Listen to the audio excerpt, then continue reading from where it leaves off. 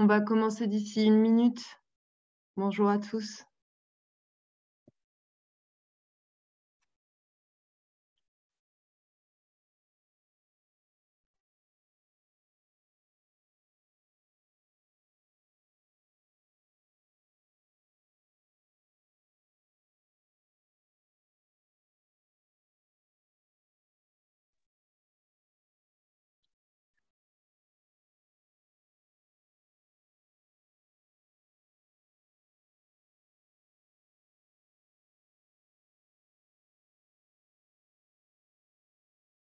Bonjour à tous. On va donc commencer ce webinaire d'information au sujet de l'appel à projet du partenariat Biodiversa Plus. Donc, c'est le second appel lancé par le partenariat Biodiversa Plus qui se porte sur la thématique améliorer la surveillance de la biodiversité et des changements écosystémiques au niveau transnational pour la science et la société.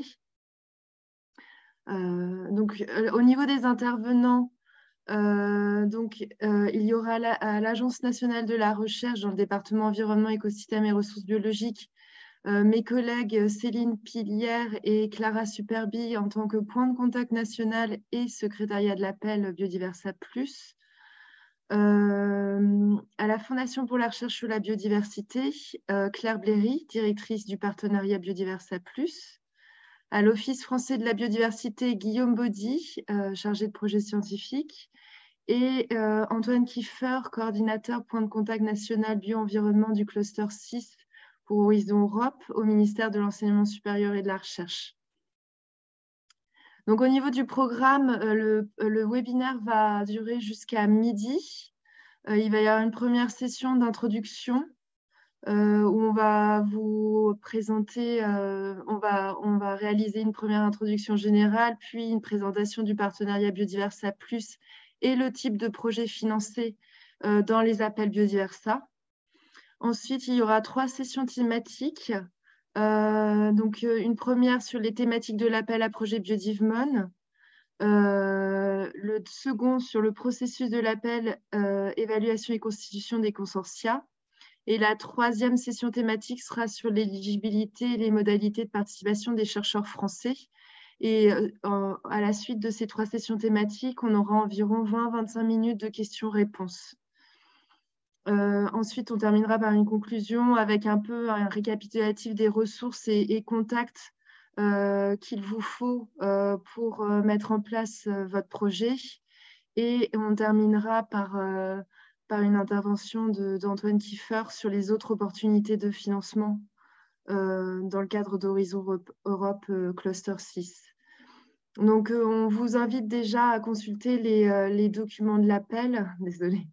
Et juste pour vous informer qu'il y a eu un replay, et une présentation de disponible sur le webinaire général du 20 septembre. Donc, peut-être que certains d'entre vous ont déjà assisté à ce webinaire. Si ce n'est pas le cas, on vous invite à le regarder. Vous avez le lien donné ici.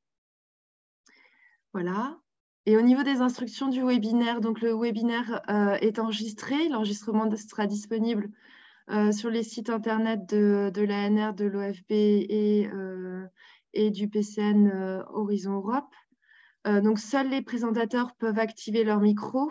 Donc, pour toute question, vous êtes invité à utiliser la fonction Q et R ou Q et A en fonction de si c'est la version anglaise ou française qui s'affiche pour vous.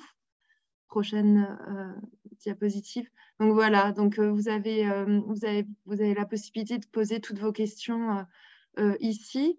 Pour certaines, on y répondra à l'écrit et pour d'autres, on y répondra à l'oral. Voilà. Donc là, je vais laisser la place à Antoine Kiefer pour une introduction générale sur Horizon Europe et les partenariats européens. Merci beaucoup. Alors, bonjour à tous. Je vais juste partager mon écran. Ah oui, c'est ça. Alors, tac. Hop.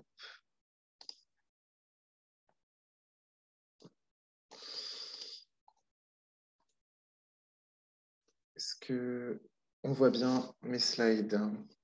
Oui, c'est bon. Parfait.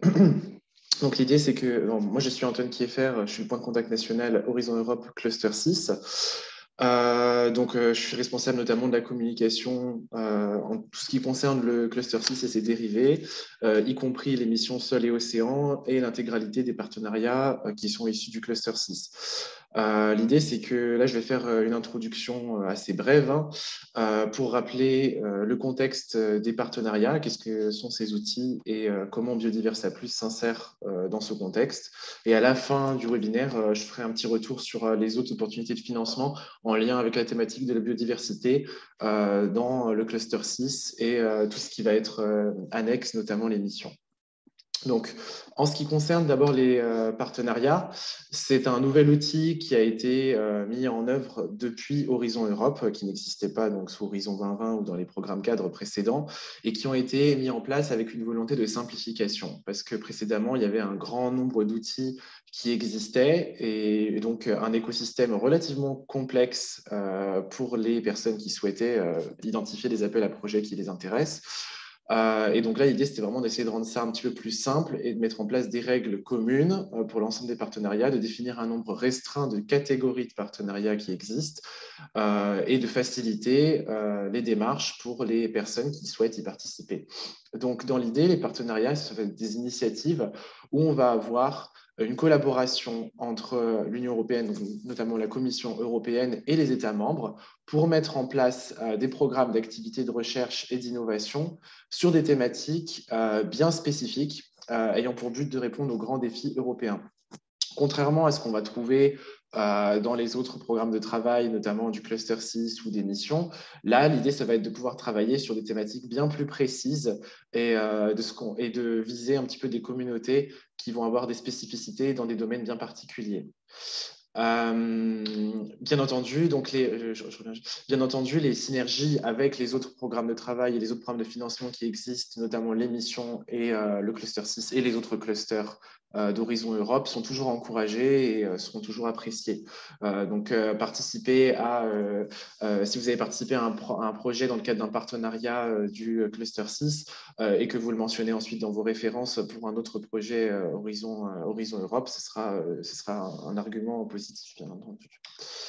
Donc là, c'est juste pour illustrer un petit peu tout ce qui existait avant et ce qui existe aujourd'hui. Donc avant, on avait un grand nombre d'initiatives qui étaient complexes, même parfois pour nous, les points de contact nationaux.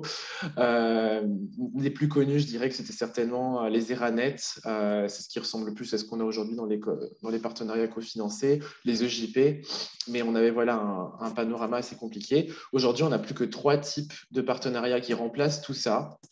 On a les partenariats cofinancés, les partenariats institutionnalisés et les partenariats coprogrammés. Donc là, j'essaie d'expliquer la différence entre les 3 types de partenariats. Les partenariats coprogrammés, alors c'est juste pour information parce qu'on n'en a aucun dans le cluster 6, mais si vous êtes intéressé par les autres clusters, c'est des choses que vous pourrez y trouver. Ce sont des partenariats qui vont fonctionner un petit peu sur une base de lobbying, c'est-à-dire que les États membres vont signer ce qu'on appelle un protocole d'accord, un Memorandum of Understanding, et ils vont proposer ensemble des appels qui devront ensuite être intégrés dans le programme de travail d'Horizon Europe.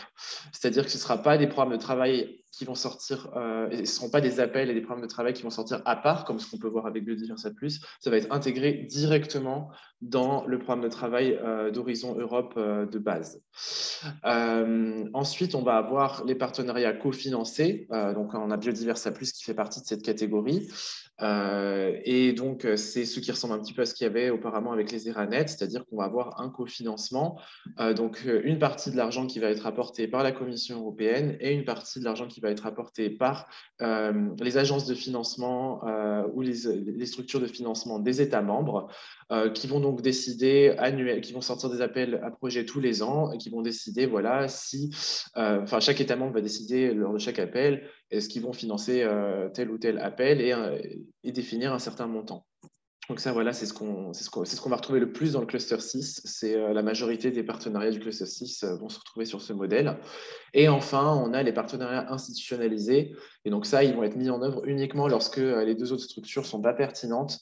Et l'idée, ça va être d'établir une entité un peu à part qui va gérer ces appels de façon plus autonome que ce qu'on trouve dans les appels, dans les partenariats cofinancés.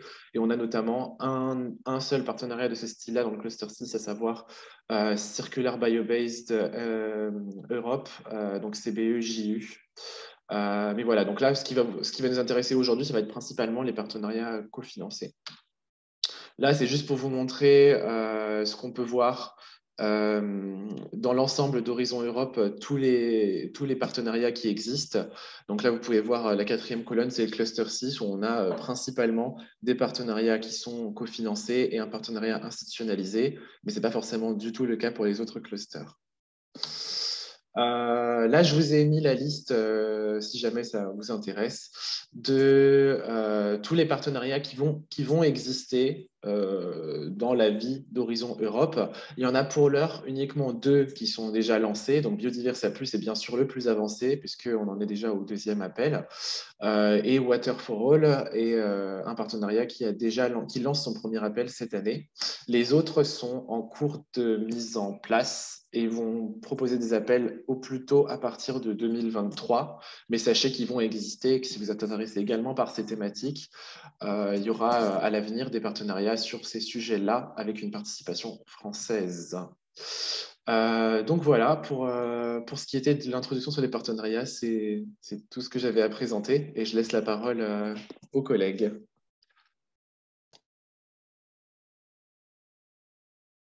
Oui, là, on va donner la parole à Claire Bléry, directrice du partenariat Biodiversa Plus.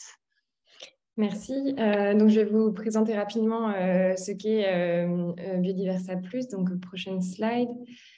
Donc, Biodiversa Plus, c'est le partenariat européen sur la biodiversité. Donc, c'est un partenariat cofinancé, comme le disait Antoine, qui a été officiellement lancé le 1er octobre 2021, avec pour objectif de soutenir une recherche d'excellence sur la biodiversité, mais qui peut également démontrer un fort impact pour la société et les politiques publiques. C'est une initiative qui a commencé récemment, mais qui s'est construite sur les résultats de Biodiversa, qui pour le coup existe dans le paysage depuis pas mal de temps, depuis 2005, et en partenariat aussi avec la Commission européenne, principalement la DG Recherche et Innovation et la DG Environnement. Vous avez ici un aperçu en fait de ce qu'a réalisé Biodiversa en termes de financement de la recherche avant le lancement de Biodiversa Plus, donc entre 2008 et 2021, où Biodiversa avait déjà lancé 10 appels à projets de recherche pour financer de la recherche pour un montant total de 269 millions d'euros, et ce qui nous avait permis de financer au total 147 projets de recherche, incluant plus de 1000 équipes de recherche et plus de 3700 chercheurs individuels. Donc, on se base sur cette expérience-là dans Biodiversa Plus. Prochaine slide. Mais donc, avec Biodiversa Plus, on rentre un peu dans une nouvelle ère où on a un partenariat qui est plus ambitieux que ce qu'on pouvait faire dans la précédente phase de Biodiversa, avec un nombre de partenaires plus importants et qui couvrent mieux l'Europe. Donc, on a 74 partenaires aujourd'hui avec de 37 pays différents. Et puis, on a aussi un programme de travail ambitieux dans Biodiversa Plus. On a tout un pan d'activités qui vont de soutenir des activités de surveillance de la biodiversité pour la mise en place d'un réseau transnational pour la surveillance de la biodiversité. On soutient également des activités pour le déploiement des solutions fondées sur la nature et la valorisation de la biodiversité dans le secteur privé. On a des activités d'internationalisation de la recherche et des activités pour mieux lier les programmes de recherche et les projets de recherche aux politiques publiques. Et puis, bien sûr, on a encore des activités pour soutenir des programmes et projets de recherche et d'innovation. C'est dans ce cadre-là qu'est lancé l'appel dont on va vous parler aujourd'hui. Et plus globalement, en fait, on vise à lancer des appels à projets de recherche de manière annuelle. Sur les 7 ans du partenariat, on vise à lancer 6 appels, à chaque fois d'un budget global de plus de 40 millions d'euros, ce qui devrait nous permettre de financer environ 30 projets par appel.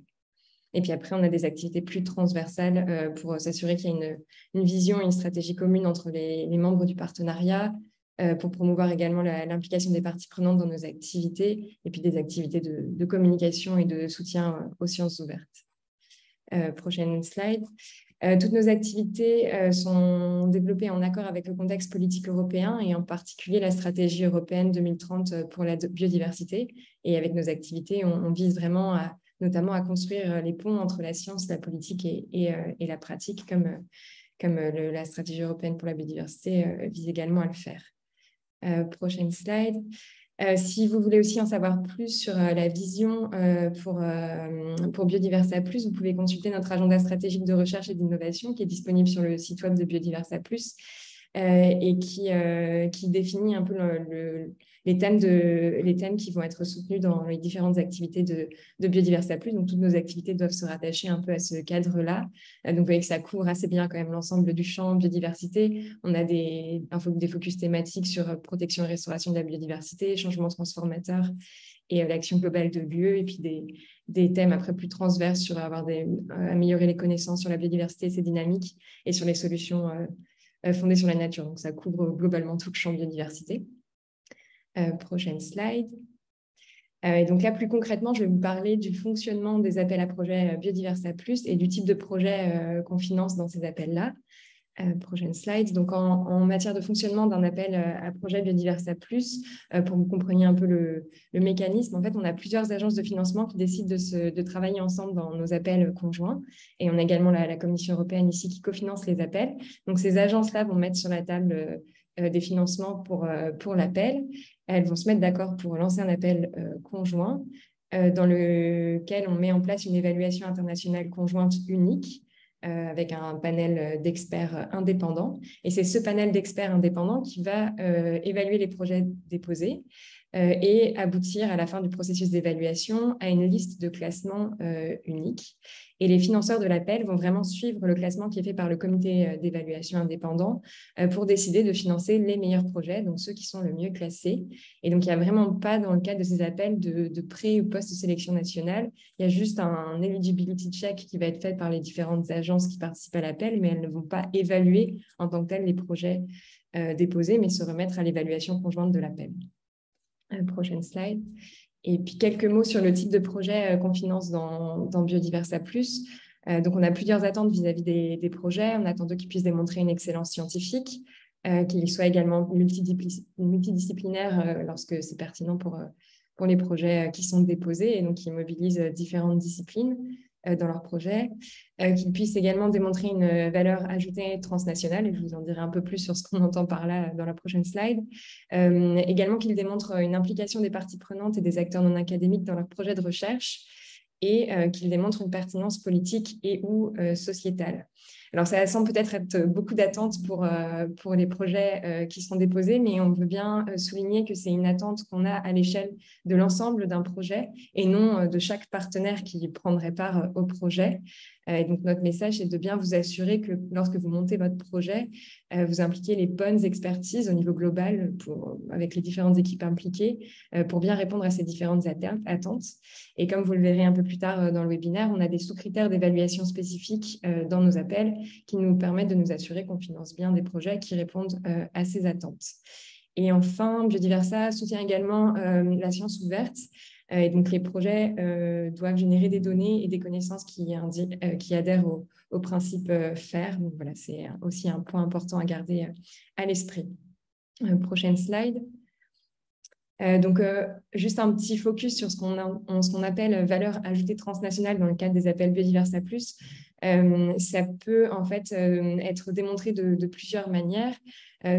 La valeur ajoutée transnationale peut venir du fait que votre projet est pertinent par rapport à un cadre politique international, de manière un peu plus évidente. Ça peut être également parce que vous mettez en relation des expertises d'équipes différentes de plusieurs pays, ou parce que vous impliquez des études variées dans votre projet, ou mobiliser des modèles de recherche différents de plusieurs régions. Ça peut également venir du fait que vous développiez des comparaisons entre plusieurs modèles nationaux, et notamment via le rapprochement de chercheurs et parties prenantes qui n'ont pas l'habitude de travailler ensemble à l'échelle locale. Ça peut également venir du fait que vous contribuez à la standardisation des méthodes ou plus généralement à l'augmentation globale des connaissances communes sur la biodiversité et sur le thème de l'appel. Donc voilà, c'est plusieurs éléments que vous pouvez mettre en avant pour démontrer la valeur ajoutée internationale de votre projet. Et après, on voulait juste mettre en avant aussi quelques ressources qui existent sur le site Biodiversa et qui sont toutes disponibles en libre accès, qui peuvent vous aider en fait à préparer votre projet de recherche. Donc, il y a le Stakeholder Engagement Handbook, qui est un guide pratique qui vous aidera à comprendre quelles parties prenantes vous pouvez impliquer dans votre projet de recherche, quand les impliquer, pourquoi et comment les impliquer, et améliorer l'impact de votre projet. On a également un Guide on Policy Relevance of Research qui, lui, se focalise plus sur comment démontrer la pertinence politique d'un projet de recherche et comment cet aspect-là est évalué dans les appels à projets Biodiversa+, et qui peut vous aider aussi à identifier des politiques et organismes décisionnels pertinents pour votre projet selon les questions de recherche que vous vous posez. On a également le Citizen Science Toolkit, donc qui lui permet d'avoir un peu des outils pour mieux comprendre ce que sont les sciences citoyennes et leurs avantages. Donc ça peut être intéressant si c'est par exemple un aspect que vous souhaitez mobiliser pour votre projet. Mais je tiens à préciser qu'il n'y a pas d'obligation de faire appel aux sciences citoyennes, mais c'est juste une possibilité qu'on met également en avant. Et enfin, on a un guide sur la gestion des données, la science ouverte et puis la production de plans de gestion de données qui peut vous être utile, puisque vous verrez que pour déposer un projet de recherche, vous devrez en étape 1 soumettre des infos préliminaires sur la gestion que vous envisagez pour les données que vous mobilisez. Et puis si vous êtes invité à soumettre une proposition complète en étape 2, vous devrez soumettre un premier plan de gestion de données. Donc ce document peut vous aider à faire cela. Et c'est tout pour moi. Je passe la main à Guillaume. Oui, bonjour. Donc, je suis Guillaume Baudy, chargé de projet scientifique à l'Office français de la biodiversité. Et l'Office français de la biodiversité est impliqué dans Biodiversa+, à différents titres.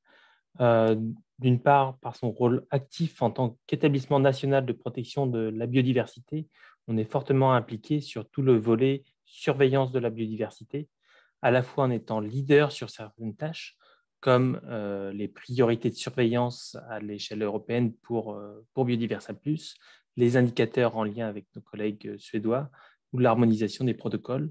On est aussi actif sur l'ensemble des autres tâches de ce volet qui concernent l'harmonisation des données, le développement des nouvelles technologies ou des sciences participatives pour la surveillance, la prise en compte des données de surveillance par la recherche et par les décideurs publics et privés, et enfin aussi la structuration d'un réseau européen de centres de coordination de la surveillance de la biodiversité. On est aussi impliqué, et c'est à ce titre qu'on est ici, en tant qu'agence de financement pour l'appel à projet Biodivemont, lancé dans le partenariat, dont les résultats pourront nous aider, notamment dans nos travaux sur les schémas directeurs de la surveillance de l'eau en mer ou terrestre, et sur toute l'activité qu'on a à la fois sur le terrain, mais aussi pour répondre aux directives nature européennes. Maintenant, je vais passer la parole à Sophie. Oui, merci Guillaume. Concernant l'application de l'ANR dans Biodiversa, l'application elle a commencé dès le démarrage de Biodiversa, dans les ERANET puis ERANET CoFund. Donc l'application elle a été faite en tant qu'agence de financement dans tous les 10 appels à projets qui ont été lancés. Ensuite, on s'est également impliqué dans la coordination de tous les appels à projets entre 2015 et 2020 en tant que secrétariat des appels. Et également, on a eu une implication dans de nombreuses actions, par exemple suivi des appels à projets, lien avec les différentes initiatives, organisation d'événements, communication, dissémination. Et donc, on a continué notre implication forte dans le partenariat de Biodiversa+, encore en tant qu'agence de financement dans les 2 premiers appels à projets déjà lancés. Ici, l'enveloppe de l'ANR pour cet appel est de 2 millions d'euros et nous comptons être impliqués également dans les 4 futurs appels à projets que le partenariat lancera. Et ensuite, on a également un rôle actif dans le fonctionnement de l'initiative en tant que leader d'un pilier du partenariat. Donc, c'est celui sur promouvoir et soutenir les projets et programmes de recherche et innovation et qui tourne du coup autour des appels à projets, que ce soit ça va du lancement des appels à projets au suivi et à l'impact de ces appels à projets. Et ensuite, on est secrétariat de ces appels, c'est-à-dire point de contact principal pour tous les porteurs de tous les pays.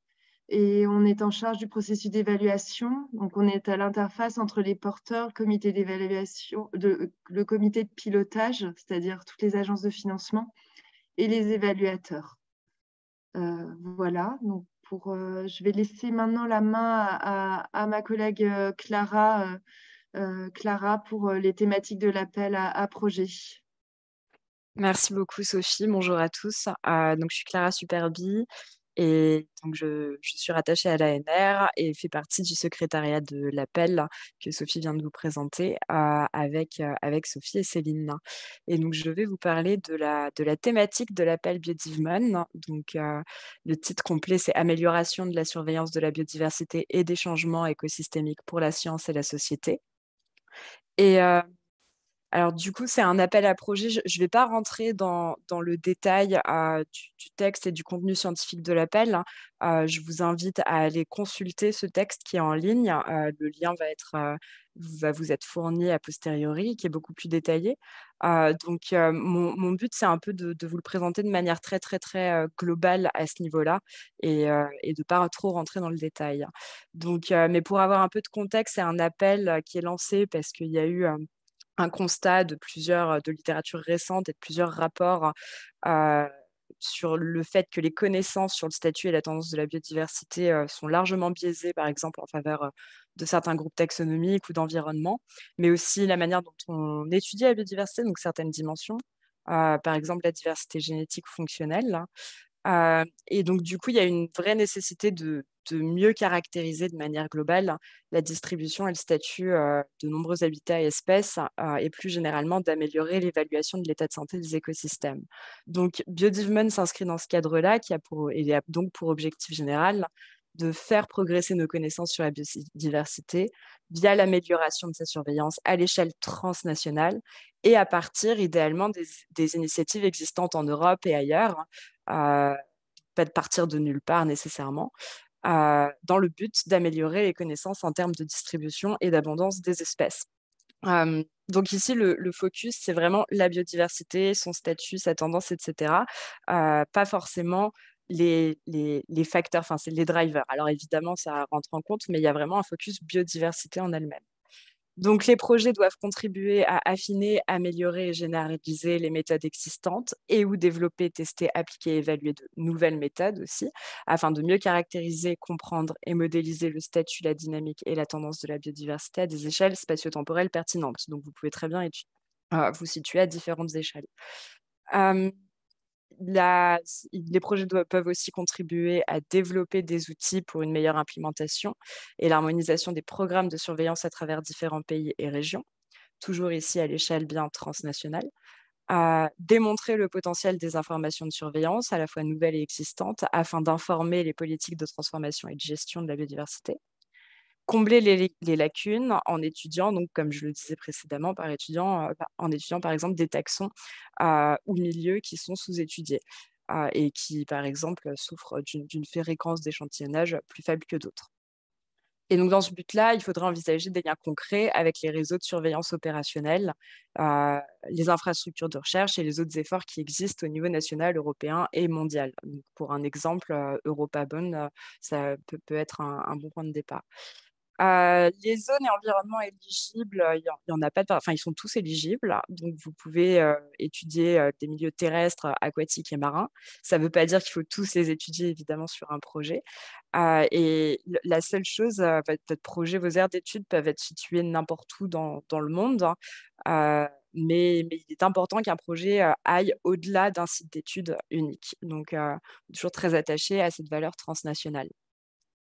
L'appel, il est structuré en 3 différents thèmes, et les projets proposés peuvent peuvent adresser un, deux ou tous les thèmes. Il n'y a pas d'importance tant que le projet est cohérent et que vous justifiez correctement le thème dans le cadre, ou les thèmes dans les cadres vous vous inscrivez. Il n'y aura pas de différence d'évaluation entre un projet qui n'adresse qu'un seul thème versus un projet qui en adresse plusieurs. Ça ne rentre pas du tout en jeu. Mais donc, les 3 thèmes de cet appel, le premier, c'est innovation et harmonisation des méthodes et outils de collecte et de gestion des données de surveillance de la biodiversité.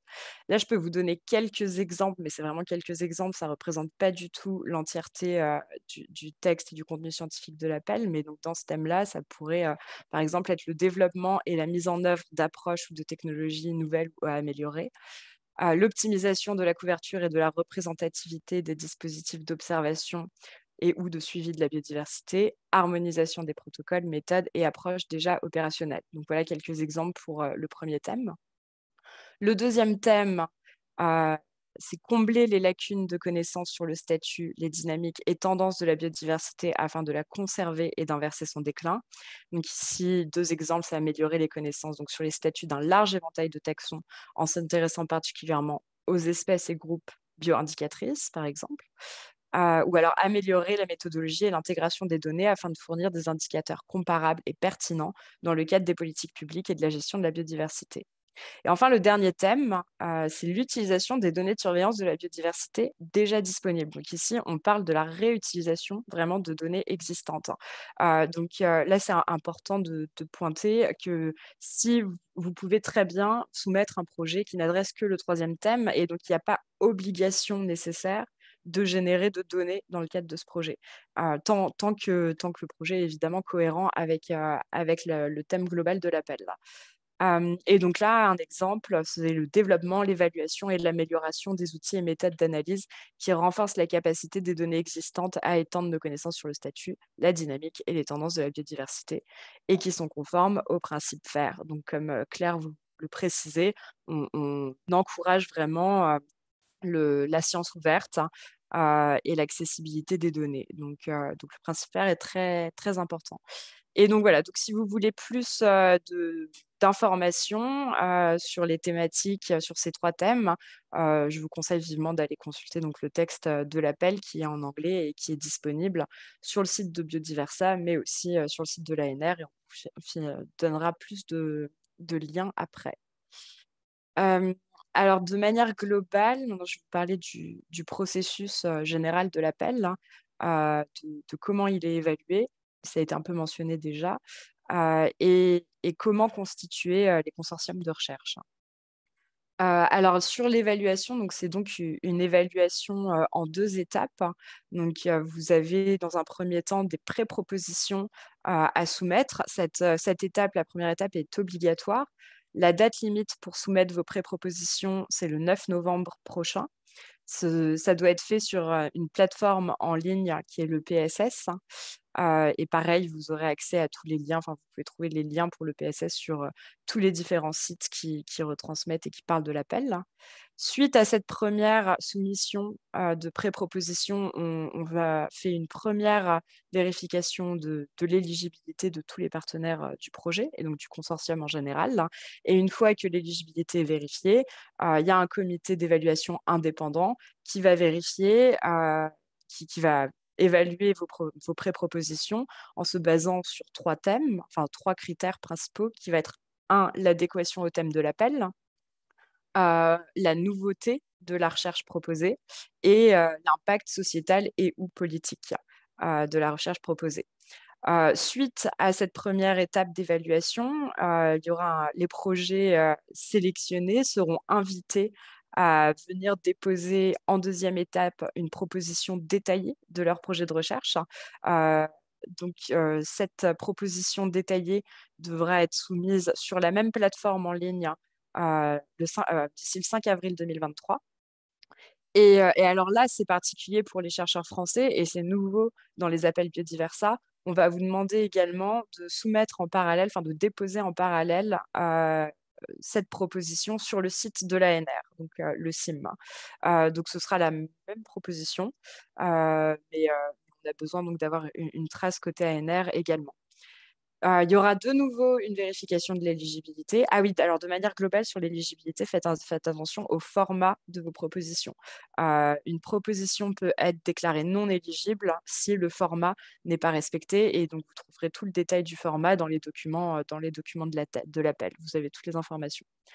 Et suite à cette deuxième vérification de l'éligibilité, il y aura une deuxième évaluation par un comité indépendant, mais aussi par des reviewers externes cette fois-ci. Et là, les 3 critères d'évaluation principaux seront l'excellence scientifique, la qualité et l'efficacité de la mise en œuvre, de l'implémentation en fait, de votre recherche, et donc, de nouveau, son impact, qui inclut la pertinence sociétale et ou politique, et également l'approche que vous utilisez pour impliquer les différentes parties prenantes et à quel niveau de votre recherche.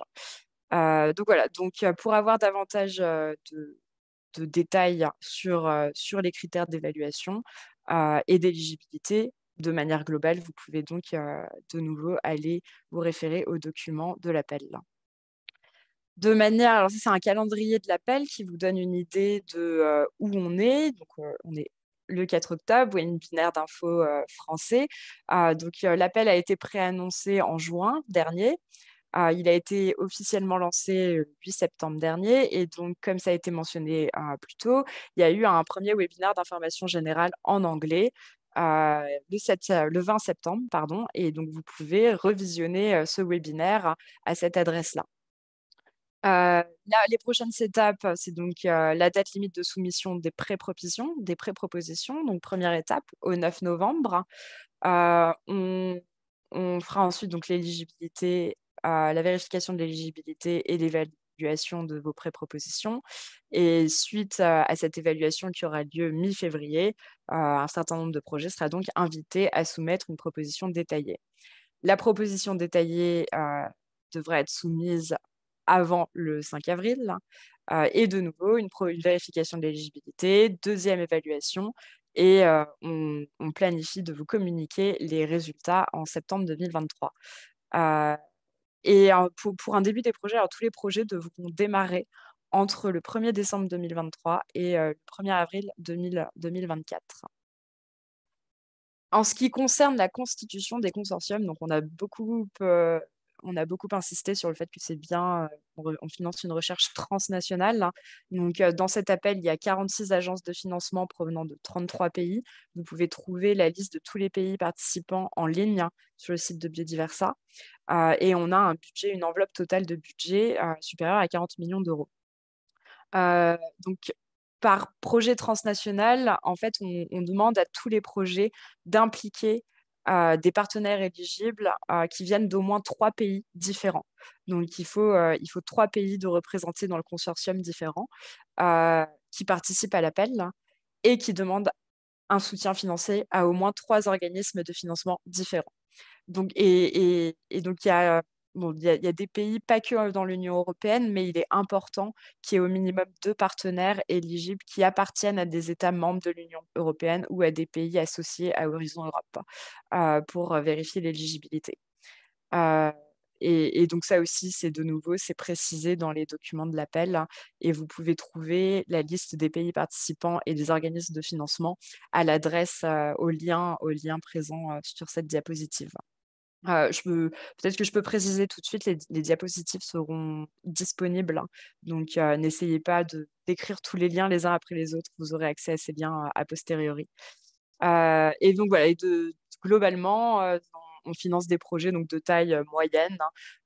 Globalement, ça va entre 1,2 et 1,5 million d'euros pour tout le consortium, donc tout le projet en moyenne. Et ça, c'est juste pour vous donner un ordre de grandeur, une idée sur les projets qu'on a financés par le passé. Il y a environ 7 partenaires de pays différents qui sont impliqués dans un même projet. Si jamais vous êtes à un stade de création, de formation de votre consortium de recherche, Biodiversa met à votre disposition un outil en ligne qui s'appelle le Partner Search Tool. Alors, pour vous inscrire et apparaître dans cet outil, vous avez juste un formulaire en ligne à remplir avec des questions très basiques sur quelques mots-clés sur votre domaine de recherche et vos thématiques.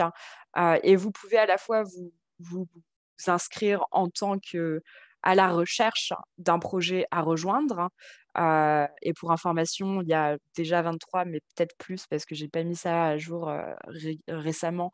Mais il y a déjà de nombreux projets qui sont renseignés sur cet outil et qui sont à la recherche de partenaires, qui veulent inclure des partenaires. Et à contrario, vous pouvez aussi déposer, vous, un projet en disant donc que vous cherchez des partenaires.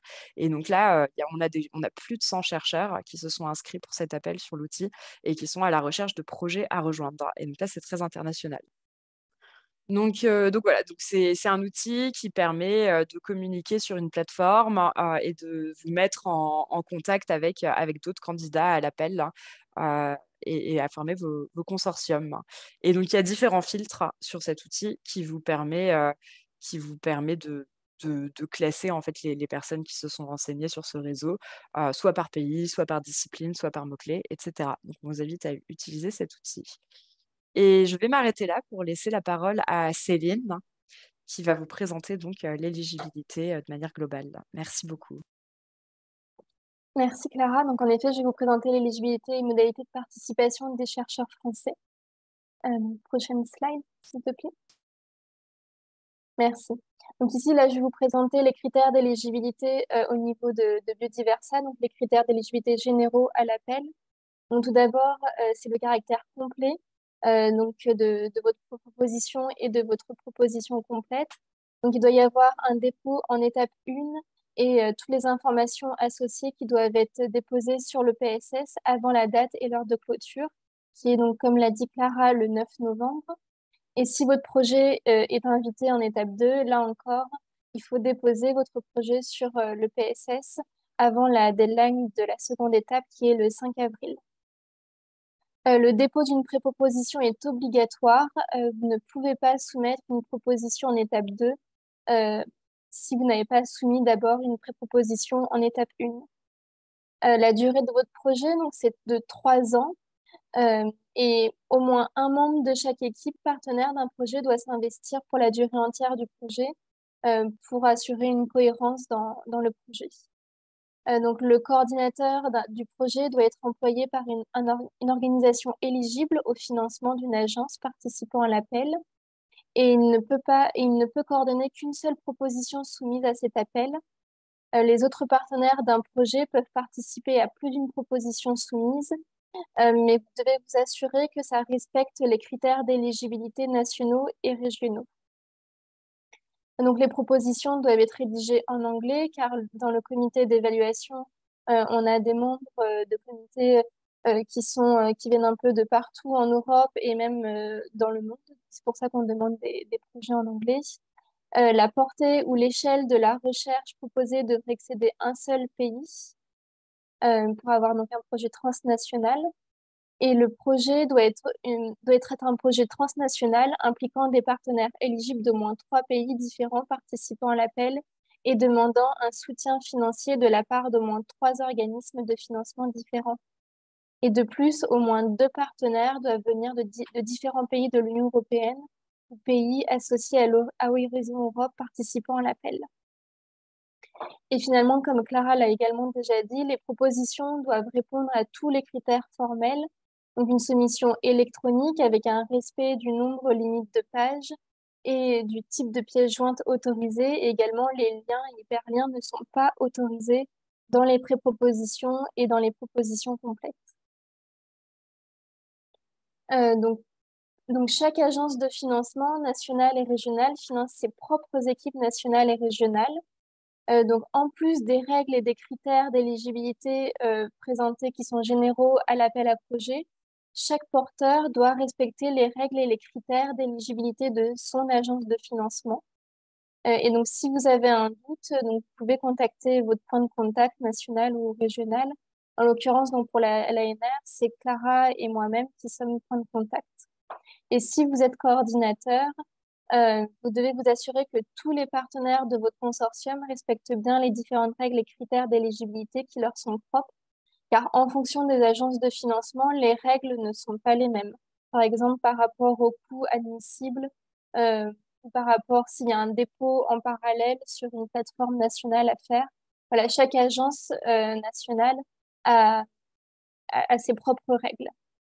Et donc ici, les équipes de recherche françaises sont financées par l'ANR et ou l'OFB.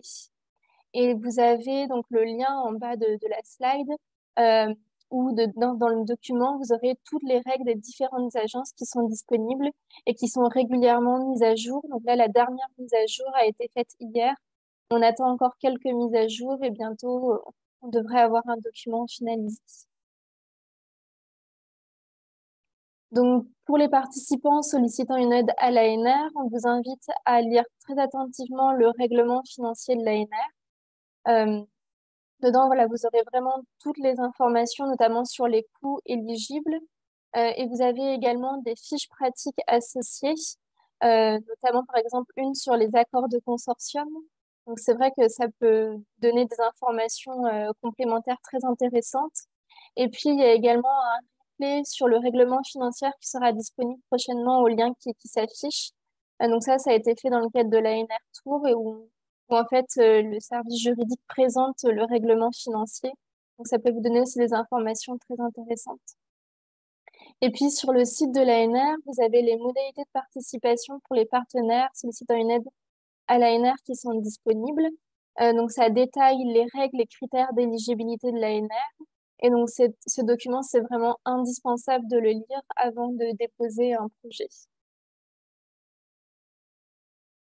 Donc, maintenant, je vais vous présenter les critères d'éligibilité propres à l'ANR.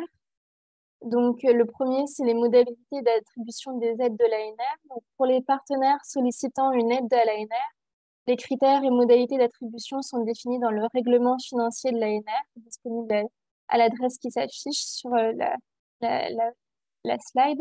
Et donc, comme déjà dit avant, voilà, c'est vraiment important de lire notre règlement financier. Le deuxième critère d'éligibilité, c'est le caractère unique des projets. Donc, le caractère semblable entre deux projets est établi lorsque ces projets, dans leur globalité ou en partie, décrivent des objectifs principaux identiques ou résultent d'une simple adaptation. Notre troisième critère d'éligibilité à l'ANR, ça concerne le budget. Donc, l'aide maximum qui peut être demandée à l'ANR est de 260 000 € par projet ou 310 000 € par projet si le partenaire coordinateur sollicite une aide à l'ANR. Et l'aide minimum qui peut être demandée à l'ANR est de 15 000 € par bénéficiaire. Donc, par rapport à la composition du consortium, donc pour que la proposition de projet soit éligible par l'ANR, le consortium doit inclure au moins un partenaire organisme de recherche publique de type EPA, EPIC, EPSSP ou EPST. Et les partenaires du secteur privé peuvent être éligibles à une demande de financement en ANR, sous réserve, entre autres, de ne pas être en difficulté financière selon la réglementation applicable à l'Union européenne. Et donc, la santé financière d'une entreprise sera vérifiée par l'ANR. Et vous pouvez également vérifier l'état de santé financière d'une entreprise en utilisant un simulateur qui est disponible sur le site de l'ANR. Et si vous avez si vous avez des doutes sur ça, n'hésitez pas à nous contacter. Et puis également, comme souligné donc, par ma collègue Clara, un autre critère d'éligibilité, c'est le dépôt en étape 2 sur le site de dépôt de l'ANR. Donc ça, c'est nouveau. C'est vrai que c'est quelque chose qu'on ne demandait pas aux appels précédents. Donc voilà, retenez bien ça qu'en étape 2, les propositions de projet doivent être déposées en parallèle sur le site de dépôt de l'ANR par les partenaires français et on vous communiquera en temps voulu le lien. Donc maintenant, je pense qu'on peut ouvrir une session pour les questions. Oui, merci Céline. Donc, on a reçu des premières questions. Je pense qu'il y en a deux qui se... Première question dans le chat. Il y a des questions concernant les règles. Est-ce que les règles d'éligibilité sont les mêmes pour l'ANR et l'OFB? Donc, pour l'instant, en fait, donc l'ANR met un budget de 2 millions d'euros, l'OFB met un budget de 400 000 euros. Et est-ce que pour l'instant, en fait, on n'a pas encore défini ça, mais ça va être clarifié très prochainement. Si Guillaume ou Sophie, vous souhaitez ajouter des informations? Et on peut compléter que On fait t'entend pas, tout Guillaume. Ah, est-ce que vous m'entendez? Moi, je t'entends. Ok. Eh bien, Oui, je on vais t'entend. continuer. On travaille ardemment ensemble entre l'OFB et l'ANER pour essayer de tendre vers une proposition et un financement unique conjoint ANR-OFB avec des règles uniques qui seraient alignées sur celles qui vous ont été présentées. Donc ça, c'est le travail qu'on est en train de faire actuellement, voilà, qui devrait être clarifié quand même et validé sous peu.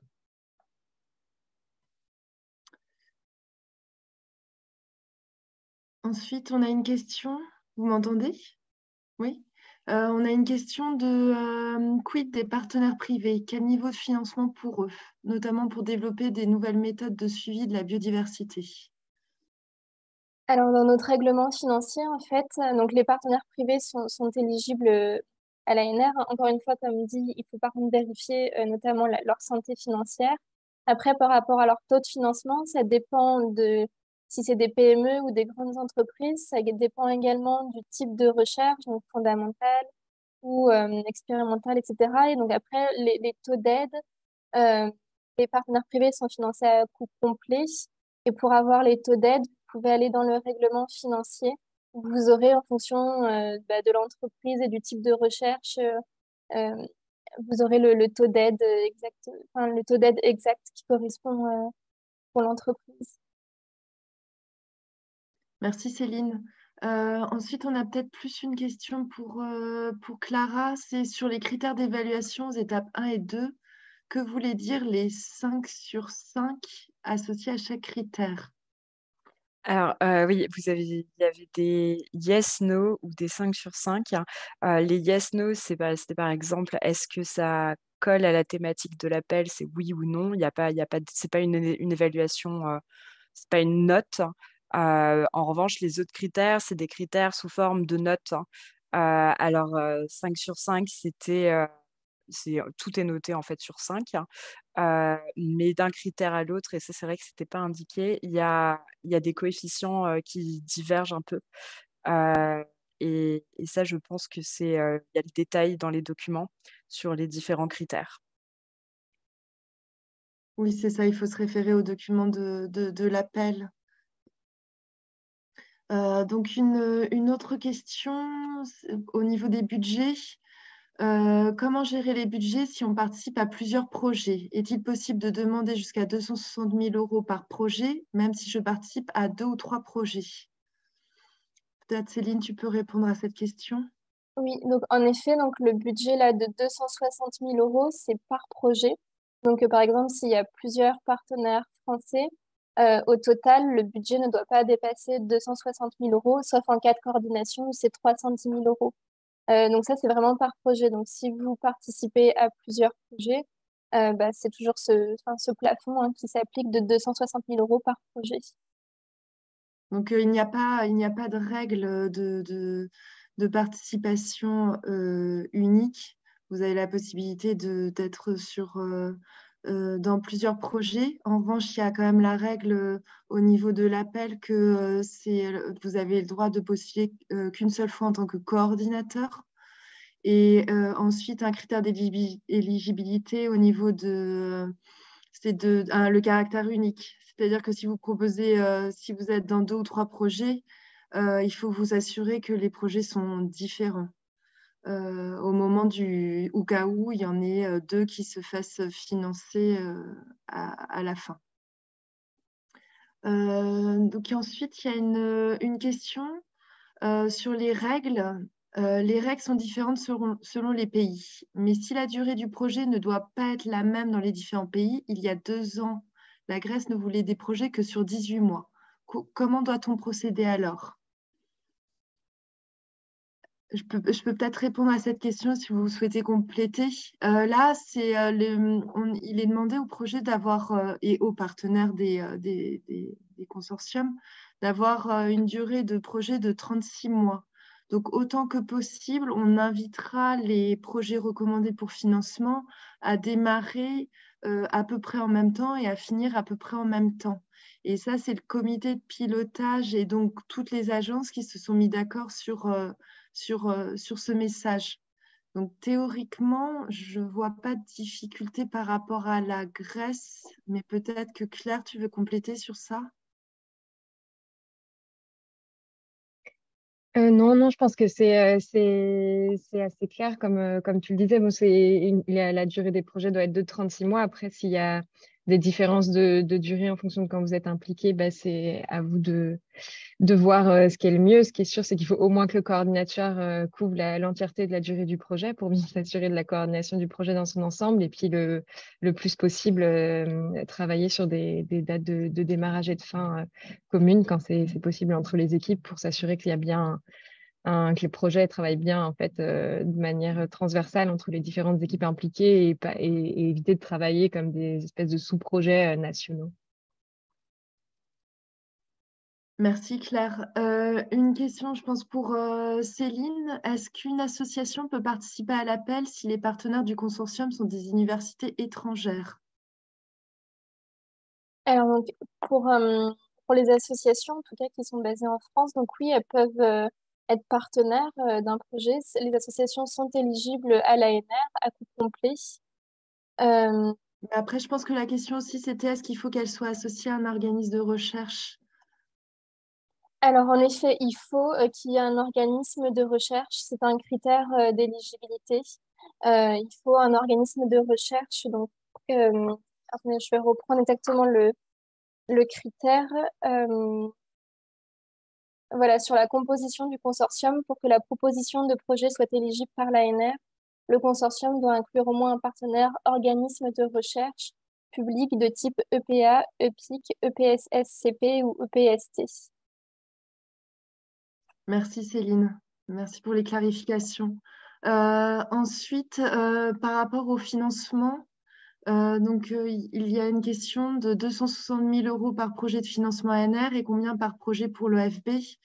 Donc là, Guillaume, je te laisserai compléter, mais effectivement, on vise à un guichet d'entrée unique pour les porteurs français où en fait, le plafond des 260 000 et 310 000 € par projet sera fixé. Donc, il n'y a pas de possibilité de demander plus à l'échelle du projet. Donc, n'hésite pas, Guillaume, si tu veux compléter.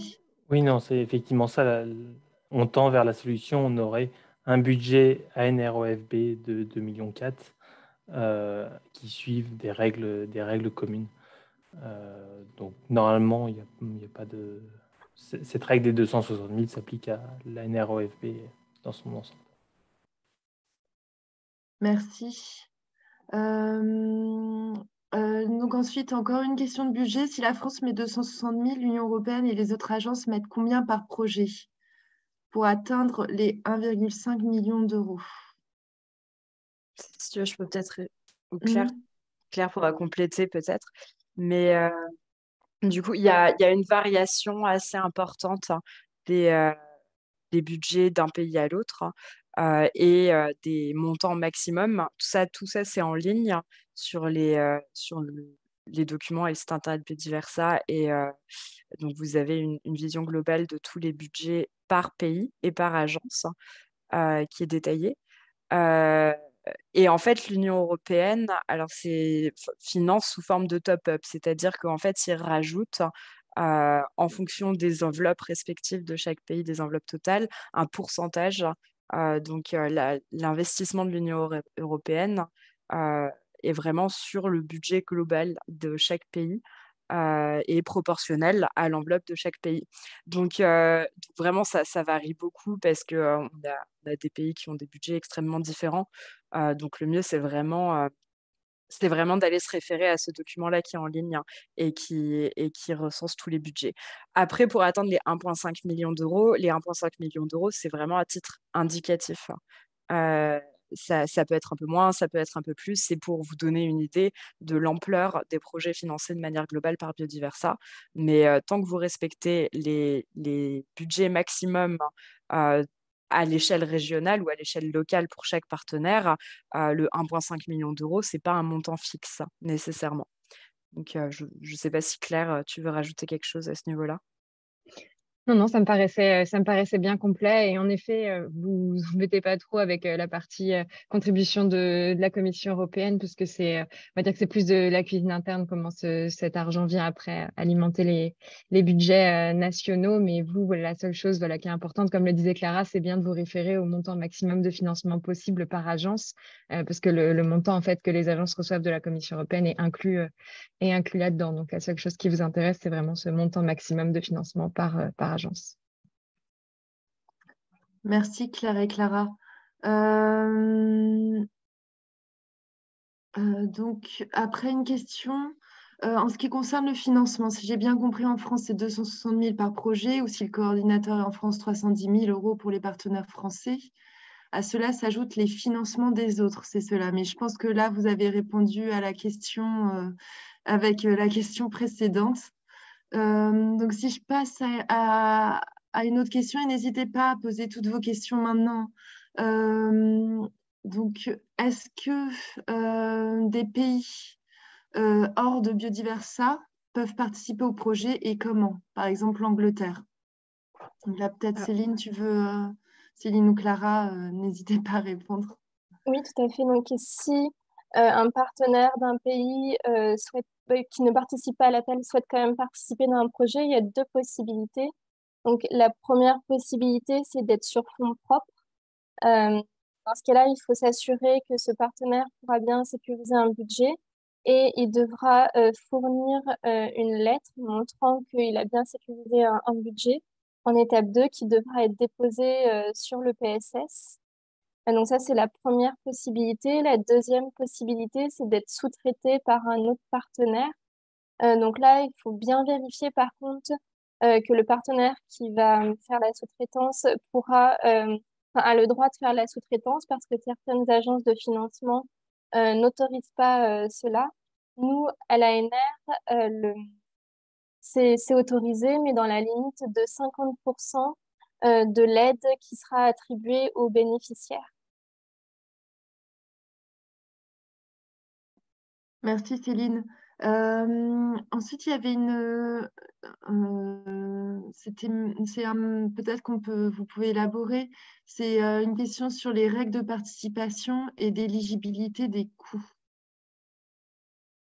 Donc là, je pense que si vous pouvez développer un peu la question, en tout cas, ce qu'on peut faire et vous redire, c'est de vous inviter à regarder le règlement financier de l'ANR quant à l'éligibilité des coûts.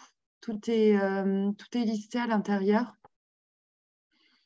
Et les règles de participation, de même, il faut regarder le règlement financier. Et si vous avez le moindre doute, de contacter mes collègues Céline et Clara à cette adresse générique qu'elles vous ont donnée ou qu'elles vont vous redonner. Vous voulez peut-être compléter sur ça? Oui. Pour compléter, donc, là, j'ai le règlement financier sous les yeux. Donc, c'est pages 6 et 7, les différents coûts admissibles. Donc, il y a notamment les frais de personnel. Alors, attention, pour les partenaires à coûts marginaux, les frais de personnel permanent ne sont pas éligibles. C'est uniquement le personnel non permanent. Vous avez également ensuite la catégorie des coûts instruments, matériels et consommables. La catégorie des coûts des bâtiments et terrains, la catégorie des coûts et recours aux prestations de services, et puis ensuite les frais généraux. Donc voilà, vous avez ensuite dans chaque catégorie de coûts ce qui est éligible, et puis vous avez également une fiche pratique sur les coûts éligibles, les coûts admissibles, et si vous avez des doutes, vous pouvez bien entendu nous contacter. Merci Céline. Peut-être qu'on peut préciser aussi que pour les coûts de prestation de services, une des règles importantes, c'est de ne pas dépasser les 50% du coût total demandé à l'ANR. Ça fait partie d'une des règles importantes à suivre. Et ensuite, pour les frais de gestion, peut-être que tu peux préciser, Céline, que c'est dans le règlement financier, les frais de gestion, c'est les 2 premiers préciputes. Tout à fait. Le En tout cas, préciput pour gestionnaire, voilà. voilà, le préciput gestionnaire qui, lui, qui est de 10,5% et le préciput laboratoire qui est de 2,5%. Et donc, c'est ces deux frais, donc le préciput gestionnaire et le préciput laboratoire qu'il faut inclure dans votre budget lorsque vous montez votre projet et qu'il faut demander à l'ANR. Quand ce sont des porteurs à coût marginal. Exactement. Là, on parle vraiment pour les porteurs à coût marginaux. Oui, tout à fait. OK. Pour l'instant, je ne vois pas d'autres questions. Il nous reste encore un tout petit peu de temps pour les questions. Donc, si vous souhaitez en écrire plus, n'hésitez pas. On peut vous donner, un petit moment. Sinon, si on ne voit pas d'autres questions apparaître, on va passer à la partie conclusion. Donc, pour l'instant, je ne vois pas de questions. Je propose qu'on passe à la partie d'après. Si vous avez encore des questions et s'il nous reste du temps d'ici midi, on pourra peut-être les adresser en fin de présentation. Donc là, on va redonner la main à Antoine Kiefer. Ah non, pardon. Avant, il y a les récapitulatifs donc de toutes les ressources et contacts. Donc là, je vais laisser la main à ma collègue Céline. Merci Sophie. Prochaine slide, s'il te plaît. Merci. Donc, par rapport aux ressources et aux documents qu'on vous invite vraiment à consulter avant de contacter avant de nous contacter. Donc, tout d'abord, c'est les documents de l'appel qui contiennent donc des informations essentielles qui sont donc le texte d'annonce de l'appel et qui inclut également les critères d'éligibilité au niveau de l'appel. Vous avez également un formulaire pour le dépôt des pré-propositions et des propositions détaillées. Donc ça, c'est seulement à titre indicatif. Vous devez consulter le PSS c'est sur le PSS en fait qu'il faut déposer votre projet et remplir les informations. Vous avez également une checklist pour les candidats porteurs de projets. Vous avez également ensuite un document sur la politique en matière de données. Les critères d'évaluation, donc ça, c'est vraiment un document à ne pas louper. C'est vraiment important d'aller voir comment votre projet va être évalué, sur quels critères. Et puis, enfin, le dernier document, c'est sur politique de confidentialité et de non-divulgation. Donc ça, c'est le premier document. Le deuxième document, c'est les règles des organismes de financement participant à l'appel qui est régulièrement mise à jour. La dernière mise à jour a été faite hier. Et donc là, notamment, si vous coordonnez un projet, il faut s'assurer que chaque partenaire respecte bien les règles de son agence de financement. Et puis, sur le site de Biodiversa aussi, vous avez une FAQ qui répond à beaucoup de questions. C'est vrai que souvent, vous nous contactez et en fait, la réponse est déjà dans les FAQ. Donc, on vous invite vivement à aller voir cette FAQ. Et puis ensuite, donc là, en dessous, vous avez le lien, enfin, l'adresse mail du call secrétariat ou également donc, du point de contact ANR. C'est la même adresse mail pour nous contacter si vous avez des doutes ou des questions, on y répondra volontiers. Et je vais laisser donc la parole maintenant à mon collègue Antoine Kiefer pour vous présenter les autres opportunités de financement. Oui, tout de suite. Tac. Alors, attendez, je ne sais pas si j'ai bien activé, pardon. Hop, partager, voilà. Voilà, ok.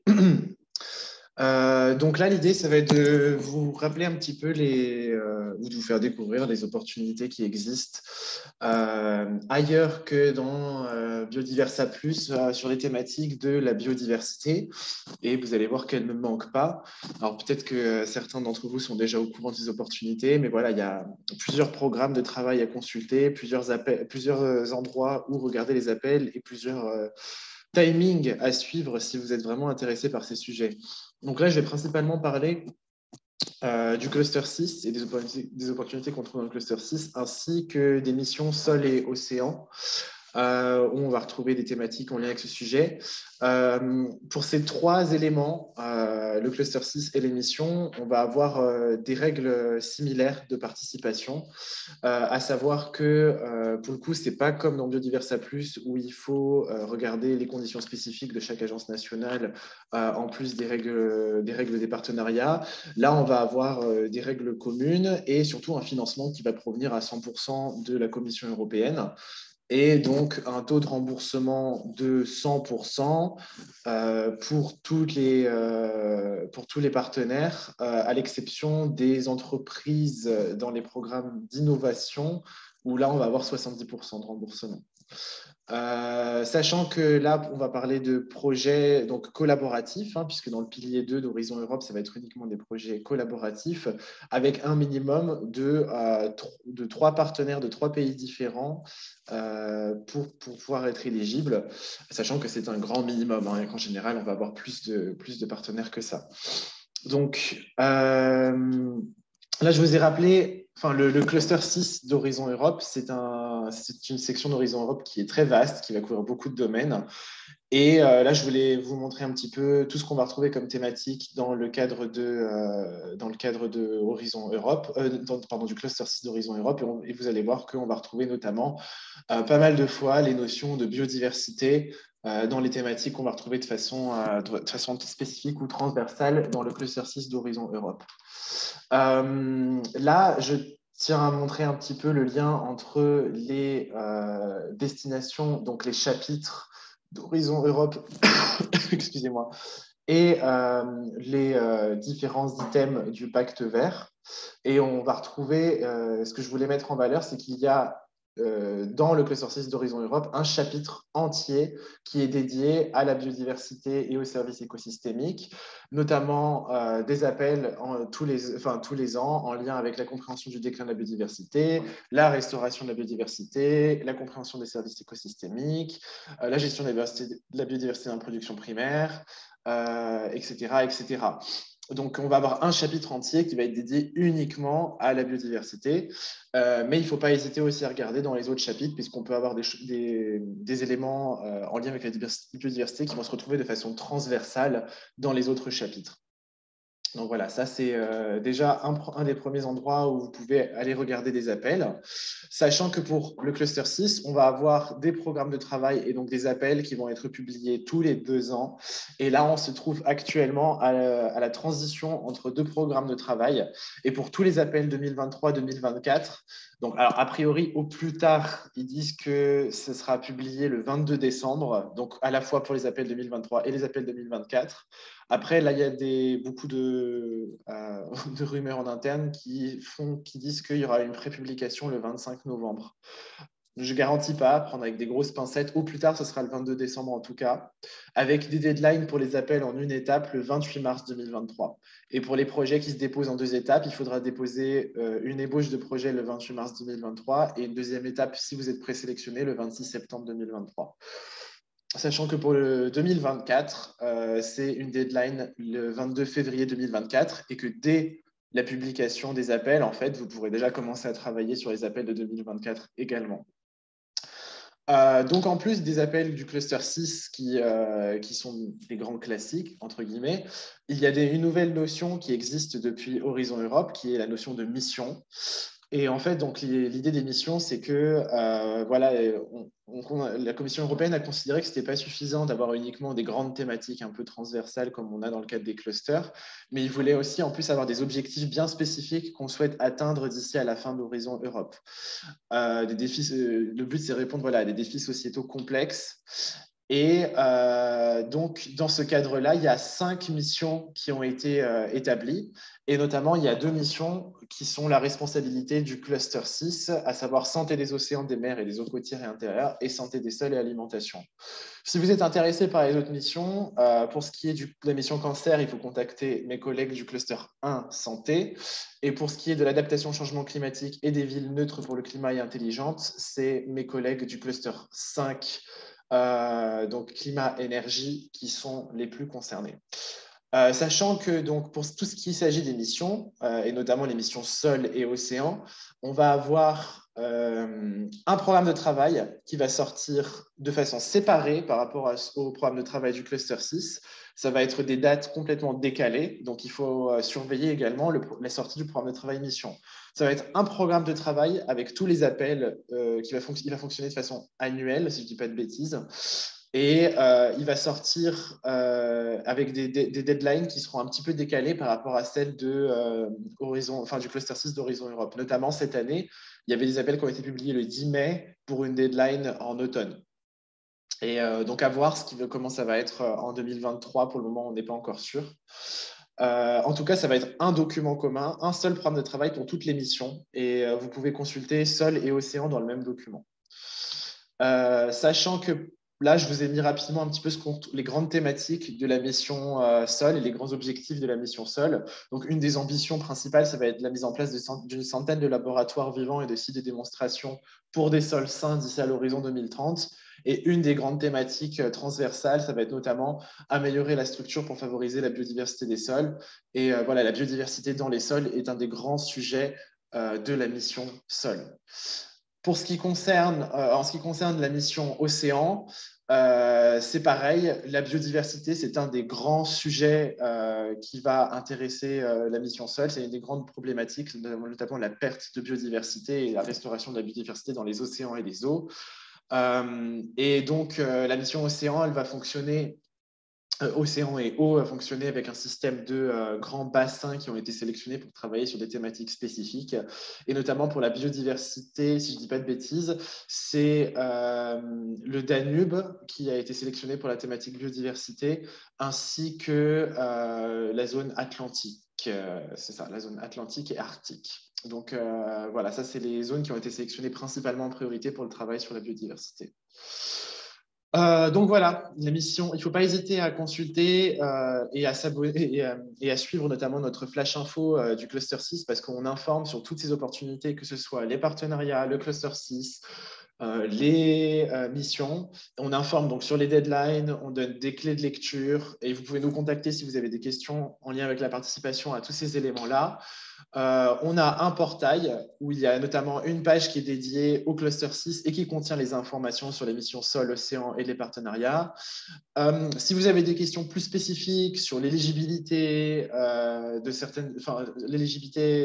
les règles de participation, les règles de financement spécifiques à Horizon Europe, souvent le PCN juridique financier va pouvoir vous donner des réponses plus précises, même si nous, on est censé pouvoir vous aider, bien entendu, également.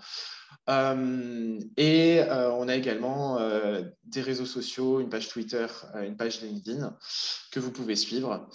Vous pouvez également devenir ce qu'on appelle relais Horizon Europe, c'est-à-dire que vous pouvez diffuser, l'idée c'est que vous allez pouvoir diffuser de l'information à vos communautés et vous allez bénéficier d'accès à des formations privilégiées qui ne sont pas diffusées au grand public par ailleurs.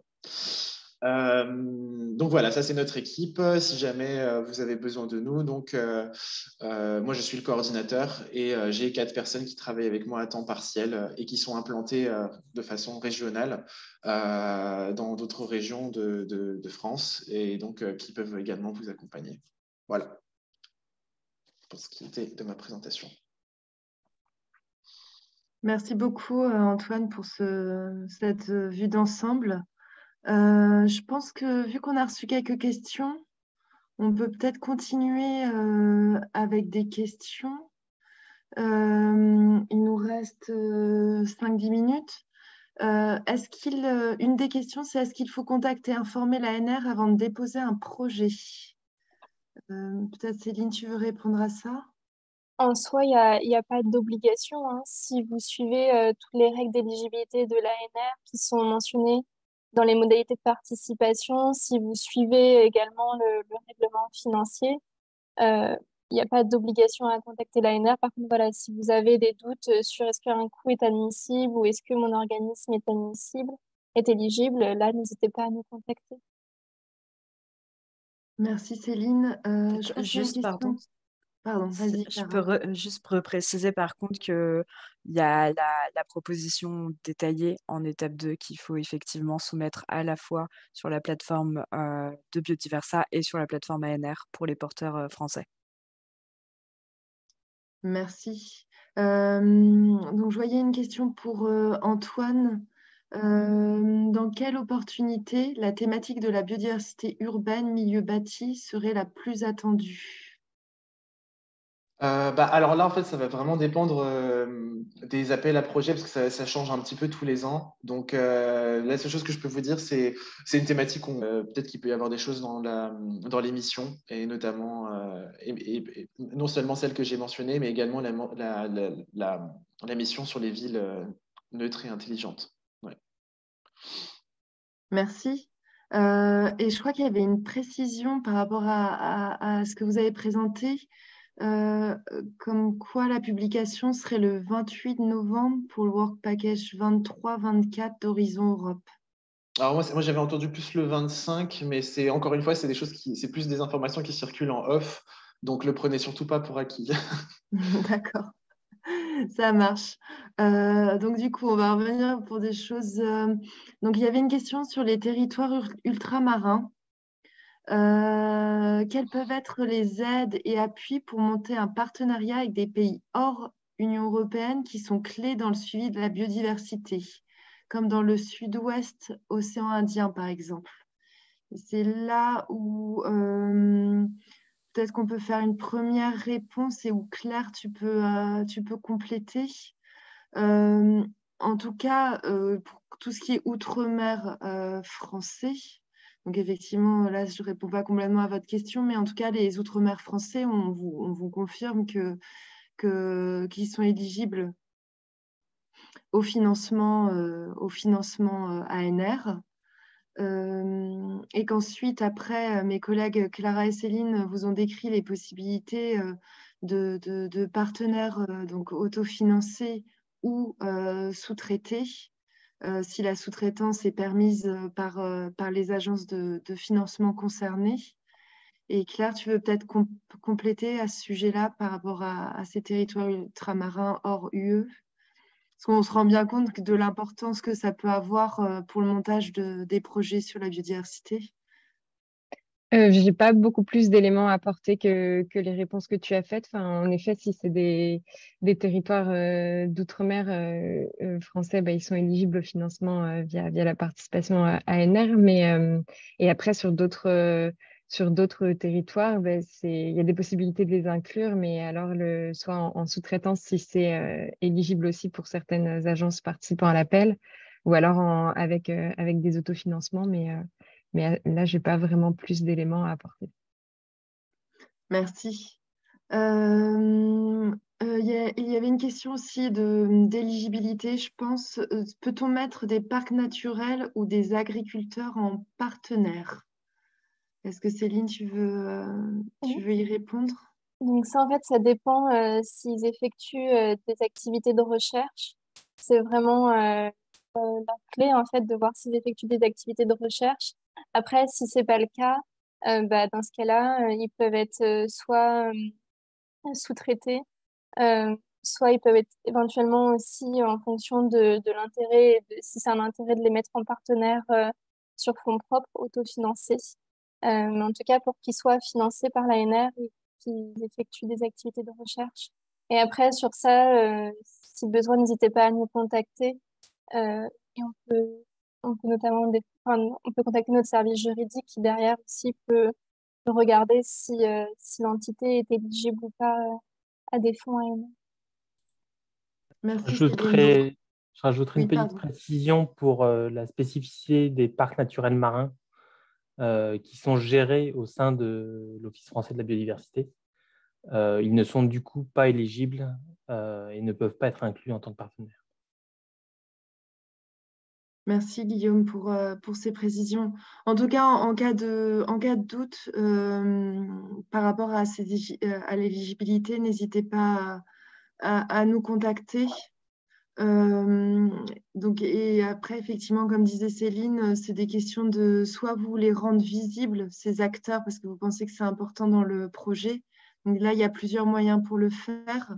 Soit c'est parce que vous voulez couvrir les frais de ces acteurs, et dans ce cas-là, il peut y avoir effectivement des possibilités de sous-traitance. Donc là, on vous invite vraiment à regarder le règlement financier pour vous assurer que ces coûts de sous-traitance sont éligibles, soit la possibilité d'inclure des frais de mission ou de transport, pour pouvoir pour faire en sorte que ces acteurs puissent fonctionner. Je vois une dernière question. Je comprends que Biodiversa Plus finance des projets sur les environnements naturels.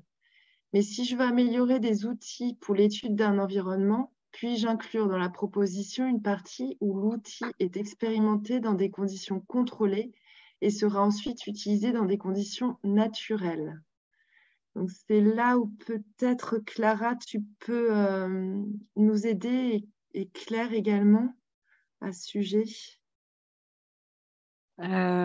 Oui, alors pour ce type de questions, je pense qu'il faut vraiment se référer au texte de l'appel parce qu'il y aura beaucoup plus de précision. Claire, tu me corriges si je me trompe, mais euh, dans, comme ça, je pense qu'il n'y a pas de problème particulier. C'est possible. Euh, après, enfin, tant que ça répond aux documents et au sujet de l'appel de manière globale et aux différentes thématiques, normalement, il y a pas de limite particulière. Mais après, c'est à vous de juger si le projet que vous développez ou l'outil que vous testez, etc., correspond bien à la thématique de l'appel.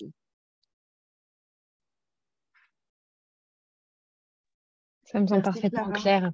Je n'ai rien à ajouter. Ok. Je vois pas d'autres questions. Je pense on peut clore la réunion. Peut-être qu'on peut aller à la dernière diapositive, comme ça, au cas où vous n'avez pas encore eu le temps de copier un des liens. Mais comme le disait Clara, les diapositives seront disponibles sur les différents sites Internet. Donc là, vous avez l'avantage en tant que porteur français d'avoir un seul point de contact, qui est cette adresse générique biodiversa.cs@agencerecherche.fr, qui est du coup secrétariat de l'appel et point de contact. Donc merci Céline et Clara pour tout le travail que vous allez engager pour la réponse au porteur.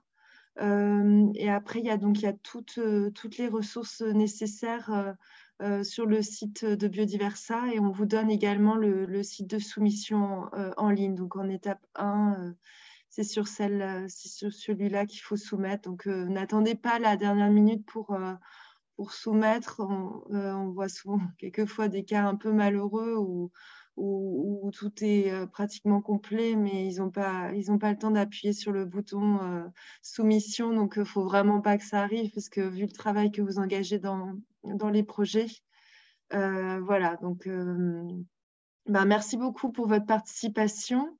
Là, je ne vois pas d'autres questions. Donc, en tout cas, merci à tous les intervenants, et merci à vous pour toutes les questions et pour votre participation. Et on vous tient au courant, et bon courage pour le montage des projets.